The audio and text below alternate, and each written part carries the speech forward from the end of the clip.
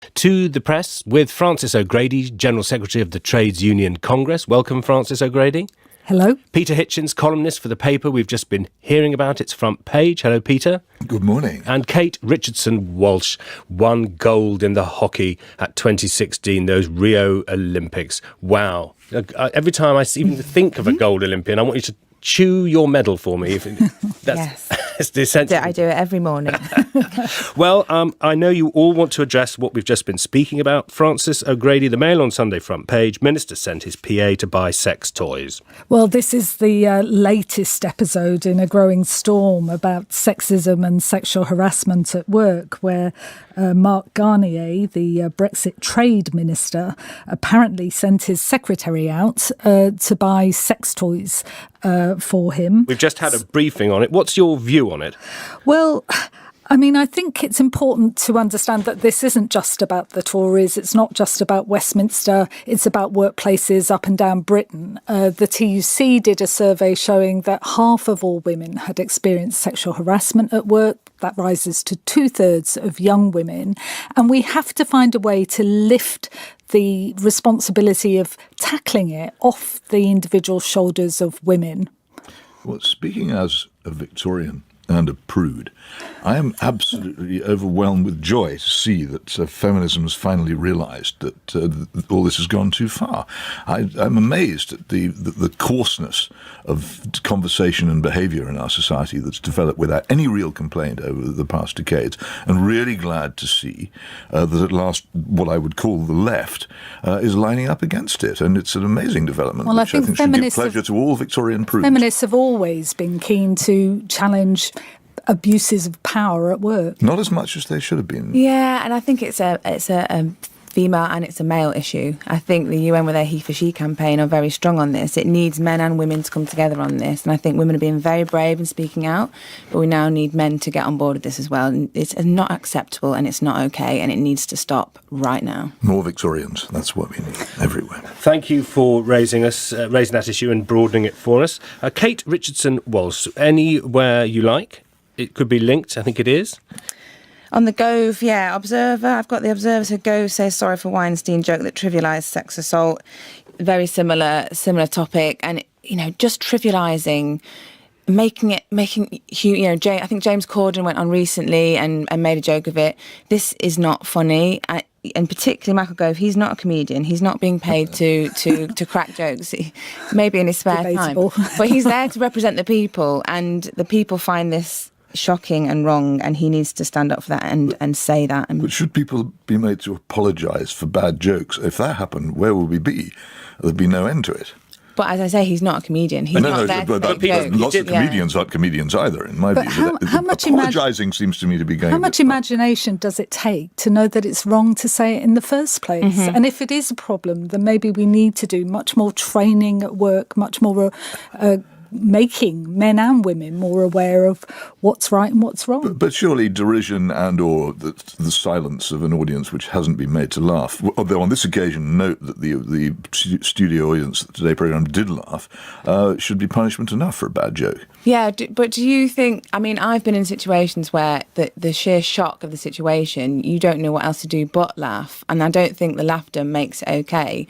And I really feel that this was a pre-considered joke that went horribly wrong. Well, perhaps the audience should be made to apologise for laughing. He did apologise unreservedly. You've given us your views on it. Let's change the subject. So, Peter Hitchens, to what? Well, I want to draw attention to a story in the Mail on Sunday about Jihadi Jack, this unfortunate child, in my view, who is obviously a very troubled person who's ended up in the Middle East and now is in a Kurdish prison, while his parents back in Oxford, my hometown, are being threatened with prosecution for sending money to him. The whole thing seems to me to be a tragedy rather than an incident of someone genuinely trying to become a terrorist. And if you read his as the Mail on Sunday describes them, anguished messages to his parents that he's been sending from his cell under Kurdish guard. You can see here there's somebody who needs assistance rather than prosecution. And I just think that Foreign Secretary Johnson, seeing this, really ought to take a look at the way in which British foreign policy has been addressing this case. It seems to me to be unjust. OK, and Kate Richardson-Walsh, you've got a Sportswomen of the Year from the Sunday Times. Yeah, there's a 4-page spread, 4 whole pages dedicated to female sport in the Sunday Times, which is unheard of. Unfortunately, it's a once-in-a-year opportunity because they had their awards this week, which is fabulous. But as we know, only 2% of national newspaper coverage is on female sport. And I get told time and time again that we don't have female sport in the papers because there are no stories, there's no interest. There absolutely is interest. 9 million people tuned into our final in Rio. People want to read about it, they want to watch it. So let's get more of it. And do you want to give us a little portrait of one Sportswoman of the Year? Yeah, Elise Christie won the main award. Speed track skater, just an incredible woman who has gone through some very difficult times in her career, death threats after Sochi, and has been absolutely consummate professional and come back strong, and we'll see her in Pyeongchang next year, hopefully winning more medals.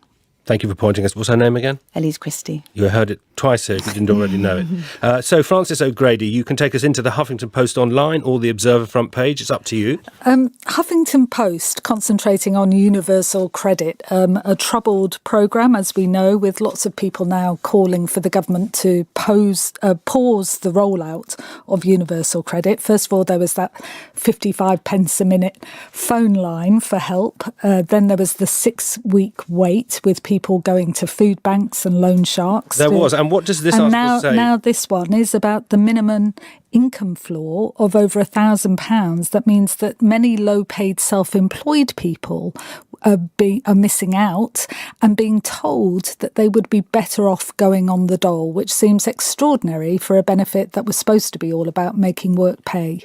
The shock advice emerged as thousands of sole traders, from window cleaners to hairdressers and others, moved onto the flagship programme to receive their entitlements, the in-work tax credits. The whole thing is the most incredible mess. I can't see why the government doesn't reverse its policy and get out of it very quickly.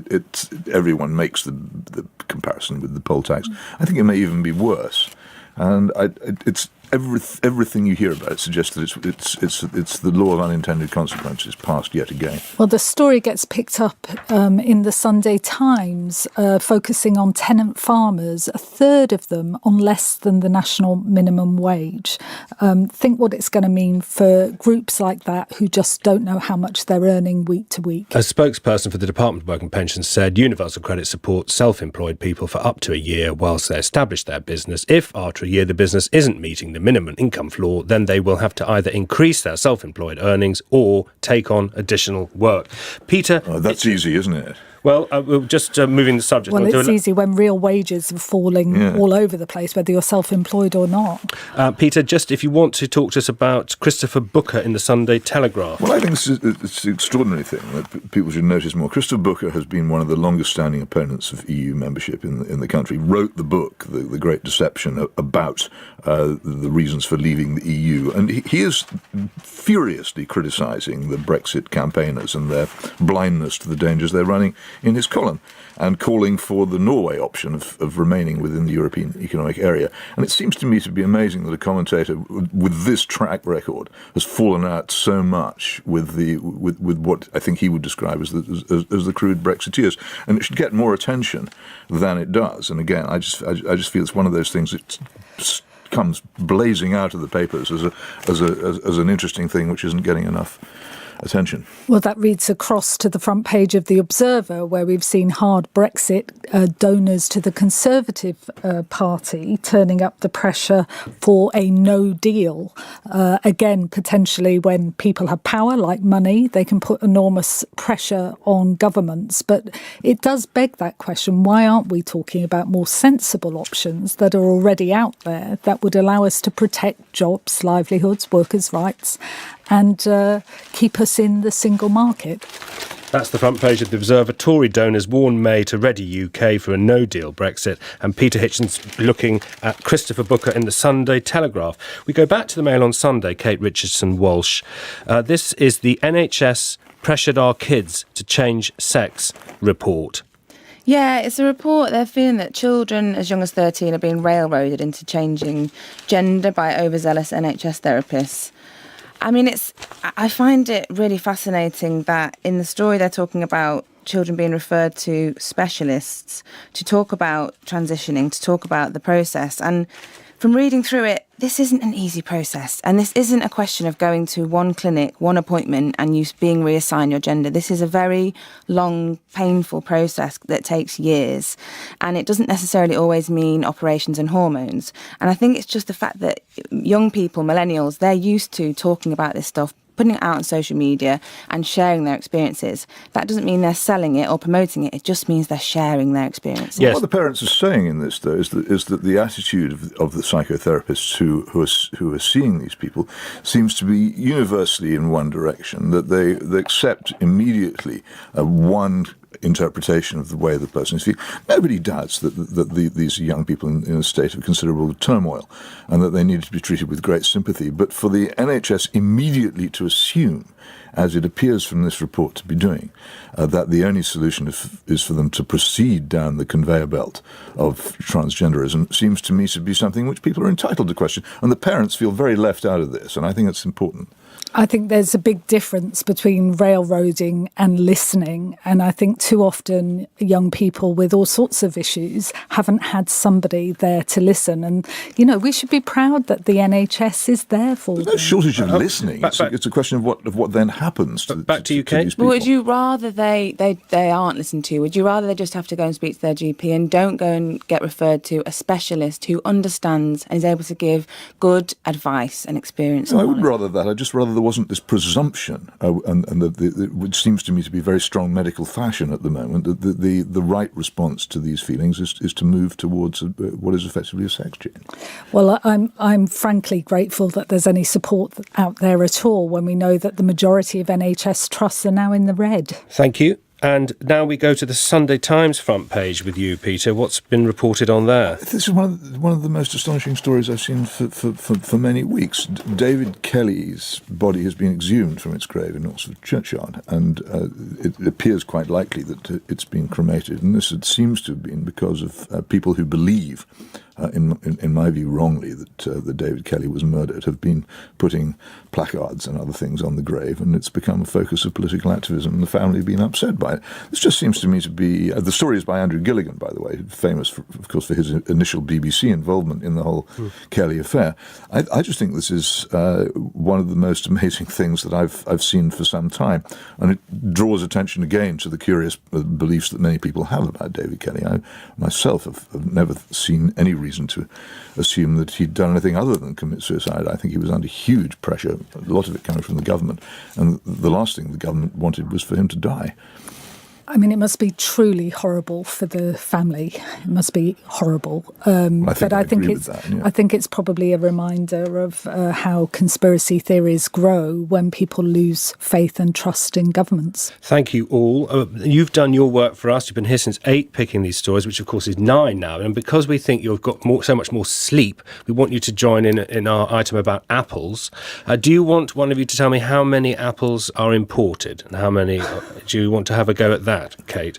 I would not have a clue. I wouldn't even know where to begin. Nearly 70% of our apples are imported. Are they really? I'm sure it's worse than that. They're imported and then they're chilled and then they arrive in supermarkets and you take them home. By the time you've got them home, they've gone soft. I think you do.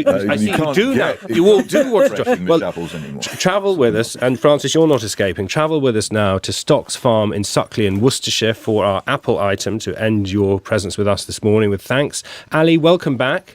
Thank you. Good morning, Paddy. Our guests here are wondering about apple. Give us some names of great British varieties. Oh, there are some amazing names.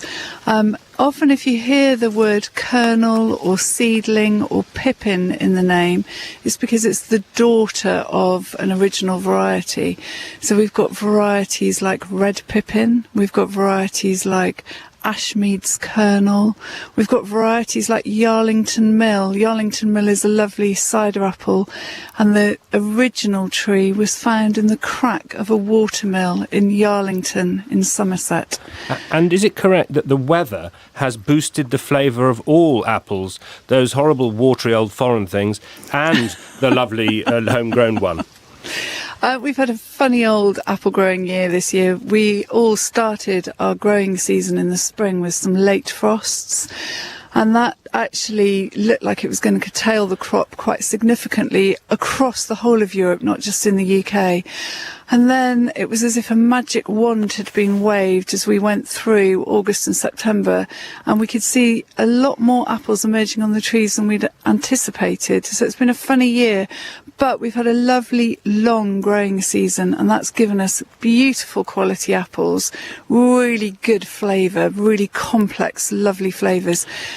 And that's the one thing about... Can I ask you something? Yes, of course. First, I mean, the names of these apples are like poems, but I have for several years been unable to find what I regard as a proper Cox's orange pippin anywhere in England. There are things which are sold as Cox's orange pippins, but they have shiny skins, not rough ones. Where can I get a decent English apple fresh from a tree now? Well, you should be able to go into any of your major supermarkets and buy beautiful, fresh British apples. And especially now at this time of year, it's a little bit late for Cox now. A nice apple which is related to Cox is Red Windsor, which is something which we grow here. It was actually discovered in our village, so perfect. And Ali, British apple. Ali, here's Francis O'Grady of the TUC with an apple question. I've got a question. Which Yes, makes Francis. the best cider, Kent or Somerset apples? I would have to say Herefordshire and Worcestershire apples. And firstly, we don't grow many cider apples in Kent. The big cider growing areas in the UK are Somerset, but 70% of cider apples are grown in Herefordshire and Worcestershire. And for my money, the best variety would be Dabinet. And Francis, do you ask that because you are a cider drinker? I am a connoisseur. And it can be very strong cider, I notice, myself in my own investigations. But I wonder if we go to you, Kate, you can have an apple question as an Olympian. Health? Do you want to, I mean, do you munch an apple a day to keep winning gold medals in Rio? Apples, we often have an apple as part of our recovery strategy. I was given some Suffolk cider actually this week as a gift for doing some coaching, as you do. So, yeah, I'm going to... maybe send you a bottle. Don't investigate it too hard. And then just controversially for me, I've always thought that if I had a choice between an apple and an onion, I might actually choose an onion because it's a bit more versatile, Ali. Do you think that's an awful thing to say to an apple grower? No, not at all. I think both are very versatile, actually, and indeed can be used together in certain dishes. I think the great thing about an apple is, unlike a big round onion, you can eat an apple raw and enjoy it. With your onion, you really need to cook it. You can do both with an apple. Sinking your teeth into an onion on a crisp autumn morning isn't really very attractive, is it? Well, look, thank you for cheering us all up. We know the news is grim, and we thank you all very much for taking part. We had the news review with Francis O'Grady, Peter Hitchens and Kate Richardson-Walsh, and then we asked them to join our Apple item for reasons that we've long ago forgotten.